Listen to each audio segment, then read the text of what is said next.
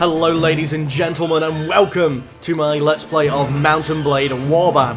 Now, for those of you who watched my original Mount&Blade Let's Play, I know this has been a couple of days coming. I was hoping to get it straight from one into the other, but for one reason or another I ended up not having the time to do so. But now we are here, we can get playing. All the things that people told me was in Mount&Blade, which then we found out wasn't, will be in this one. Also, I'm thinking, with how long the last one took, this one maybe getting either a Napoleonic or a with fire and sword campaign in, and then Mount&Blade 2 should be out, which, yay, I can probably just keep going through them all. But we need to start a new game. Hint. You always... Oh, I guess I don't get to read the hint. Welcome, adventurer, to Mount&Blade Warband. Before beginning the game, you must create your character. Remember that in the tradition of medieval society depicted in the game, war and politics are usually dominated by male members of nobility. That does not, however, mean that you should not be able to choose a female character, or one of whom is not of noble birth. Male nobles may have somewhat of an easier start, but women and commoners can attain all of the same goals. And in fact, you may have much more of an interesting, a much more interesting, if more challenging early game. I don't know why my head didn't quite get round saying that, but yeah, it's fine. You know, we can do this. Let's continue. Oh, I am going to be a male because I don't tend to play females in computer games. I'm a male. I play males. You were born years ago in a land far away. My father was, well, with what it was saying there about, you know, nobles making it easy. I don't know if I want to be a noble. I'm thinking maybe our character will start off endeavouring to be a trader. And he'll be led into his spiral towards the top from the actions that come forth. You were born the son of a travelling merchant, always moving from place to place to place in search of a profit. Although your parents were wealthier than most and educated you as well, oh good, I was educated, as they could, you found little opportunity to make friends on the road, and living mostly for the moment when you could sell something to somebody. You started to learn about the world almost as soon as you could walk and talk. You spent your early life as a... Well, page is a nobleman's call. Again, is the nobleman's option, so I'm thinking that, you know, is going to make it easier. Shop assistant's a possibility, maybe a craftsman's assistant. I was too rich to be a street urchin and a step noble, so let's go for the craftsman's apprentice, because if that would have been a very prized job, you would have paid to be an apprentice. As a boy growing out of childhood, you apprenticed with a local craftsman to learn a trade. After years of hard work and study under the new master, he promoted you to journeyman and employed you as a fully paid craftsman. Oh, that's nice. For as long as you wish to stay. Then as a young adult, life changed. As it always does.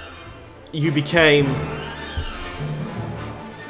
Actually, let's go down the smart people's route, and, you know, we had money, we gained a skill, and we was like, but what is there left for us to do?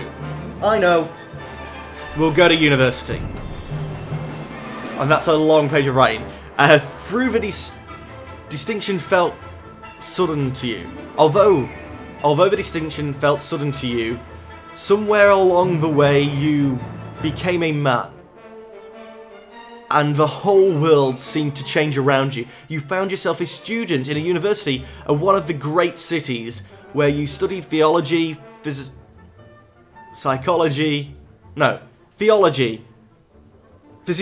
and medicine. Why the hell couldn't I say that? But not all of your lessons were learnt in the lecture halls.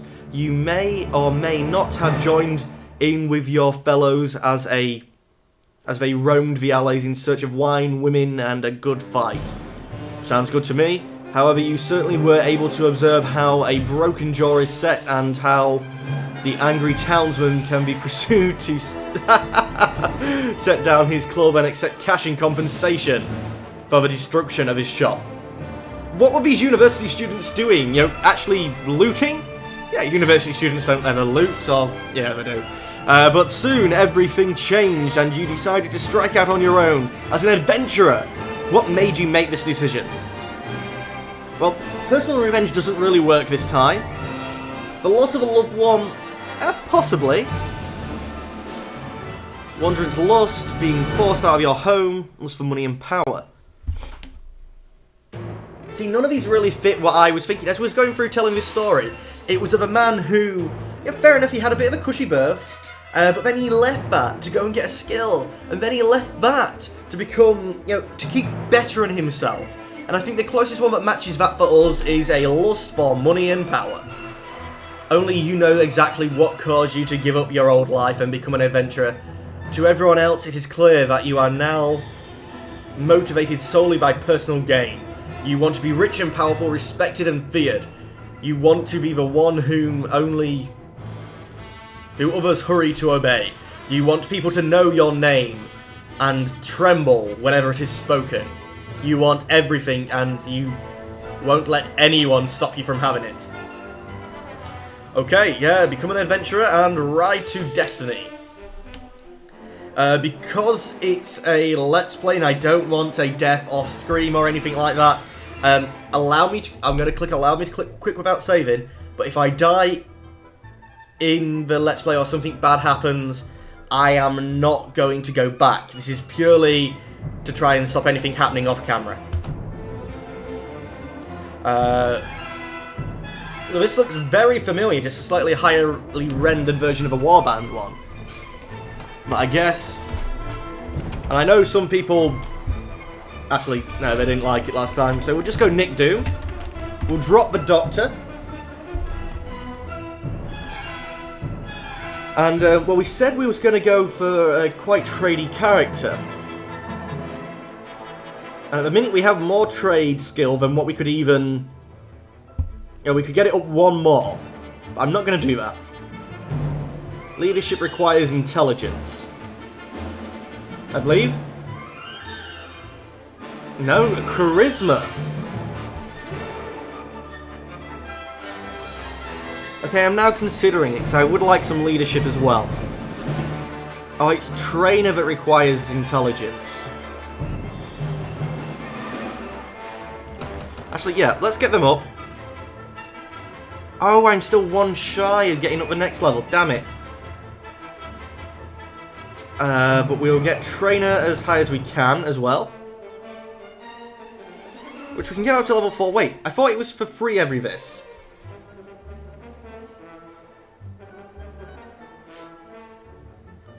So why can't I go up more?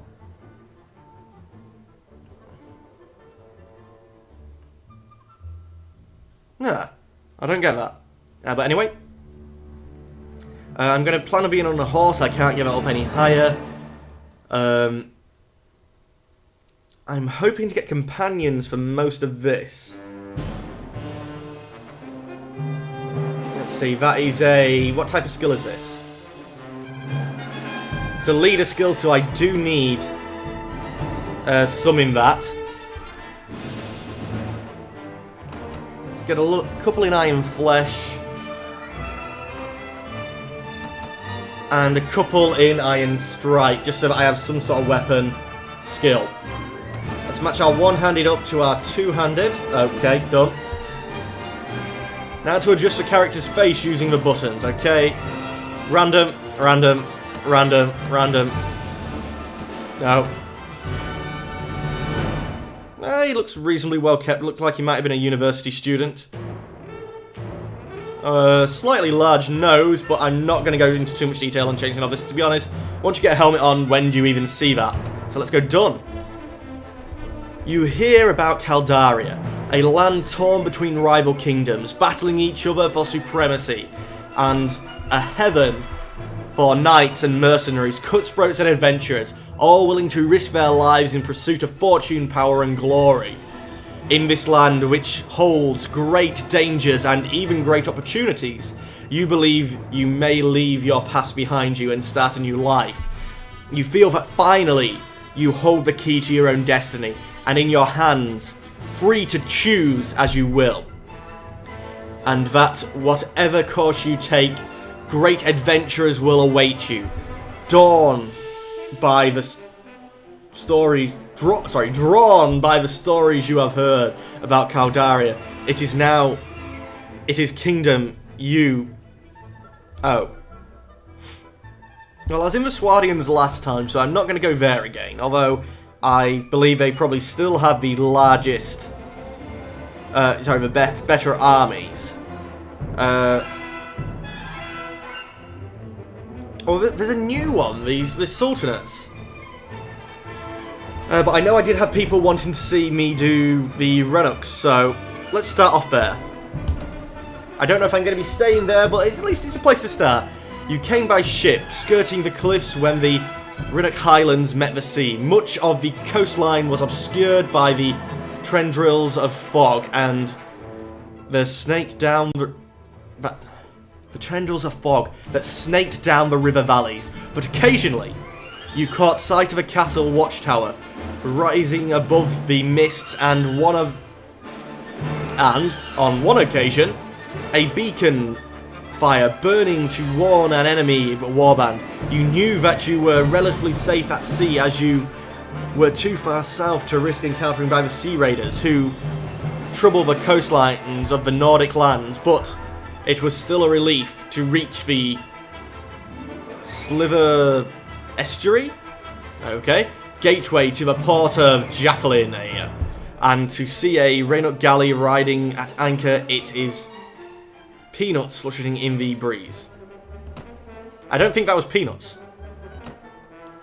You are exhausted by the time you find the inn in Jacqueline and fall asleep quickly. However, you are awakened before dawn, and you are eager to explore the surroundings. You venture out into the streets, which are still deserted. All of a sudden, you hear a sound that stands the hairs on the back of your neck on end. The risp of a blade sliding from its scabbard. Well, in that case, I have a sword. I heard the noise. Apparently. But I don't... Oh, there he is. Screw it. Sword out.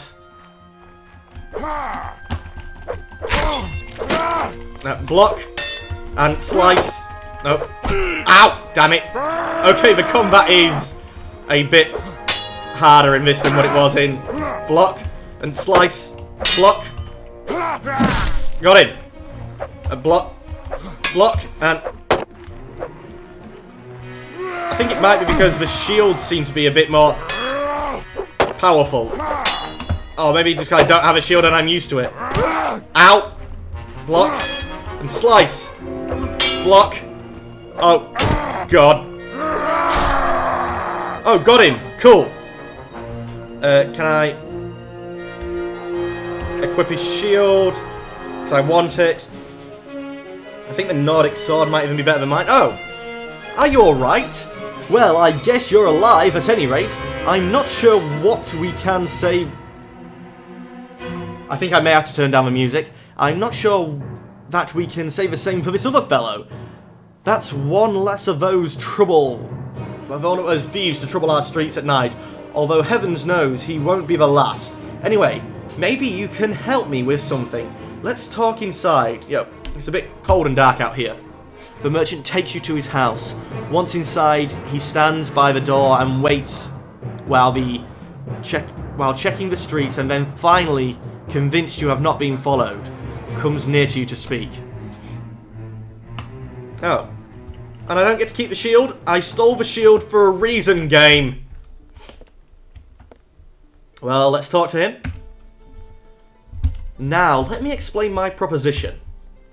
We always had brigands in the hills, driven by banditry and by war, debt or love or violence. Recently, however, they have been getting bolder, leaving their camps in the wild and venturing into towns, looking for unwary prey. The Watch Commanders tells us it is because of all the fighting on the frontiers. Fewer men to keep an eye on the streets, but I'm not sure what to make of that. I mean, it seems to me that the most logical explanation is that these bandits have an ally inside the walls who helps them enter unnoticed and helps them identify particular tempting targets, I guess like me. Last week, you see, they took my brother. Oh. I don't know what my brother was thinking. A lad from a prominent house, out alone after dark in times like these? Well, I suppose you were too, but you're a stranger here and you don't know how bad things have become. You had no such excuse. Oh, he had no such excuse. I was just thinking, what the hell are you having to go at me for? Well, anyway, ladies and gentlemen, we'll continue this in the next episode. As always, I'd like to thank you for watching, but I'll be saying goodbye. Goodbye.